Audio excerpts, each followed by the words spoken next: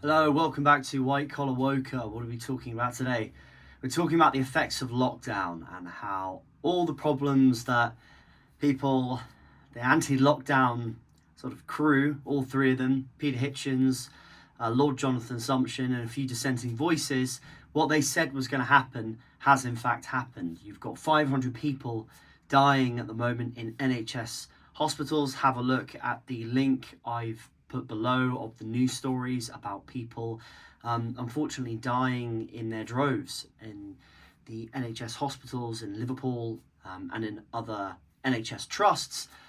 Partly the reason they're saying is because of a labour shortage, and of course there have been many people that have left the labour market, whether that's to do with Brexit, whether that's to do with a lot of the labour force retiring or becoming unable to work because of health problems.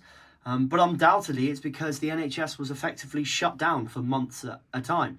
You can't shut down a giant institution like the NHS and then expect there to be no unintended consequences. So have a look at the news stories that I've put below about the health crisis. There's always a health crisis with the UK, but one of them is, of course, the NHS. The second one is inflation. If you repress production, if you pay people to stop producing goods and services, and then open everything back up and let demand come back to where it was before, it's a case of supply and demand. If the demand stays the same and the supply goes down, and not only that, if the government also increase the currency, they don't increase the amount of productivity, the amount of wealth, but just the currency, then that's going to produce inflation. Even Keynesians, which everyone in the government seems to be a Keynesian, they all want to inject money to solve problems instead of just leaving the free hand of the market to sort it out by itself. That inevitably is what's going to happen. So in the UK, Bank of England is encouraged by the fact that, and this is another news story I'll link below, Andrew Bailey is encouraged that inflation seems to have reached its peak, but that doesn't mean we're going to get deflation. Prices are not going to come down because ultimately the government doesn't want prices to come down. Because when inflation is high, it means that the government's debt goes down. Because if you look at the GDP of a country, that's the numerator of the amount of debt we're in, and the denominator is the debt we're in, the actual debt.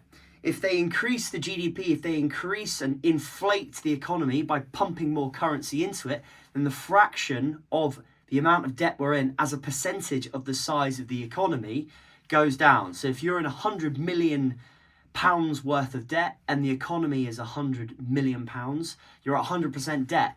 If you then pump the currency in and double the amount of currency and the economy becomes 200 million, then the percentage of debt you have is now 50%, even though you've absolutely screwed the entire economy. You've just inflated it and got rid of the debt stays the same, but now it's only 50% of GDP. So I think that's what the government is trying to do. It's a very old tactic. A book I'd recommend everyone reads, and it's down in the description, is William Cobbett's Paper Against Gold. It's a book I'm actually producing with my publishing company. Have a look at that. So that's the grim situation we're in for the UK. That's the news for the start of 2023. If there's anything you guys want to see, please like and subscribe, comment, and I'll see you in the next video.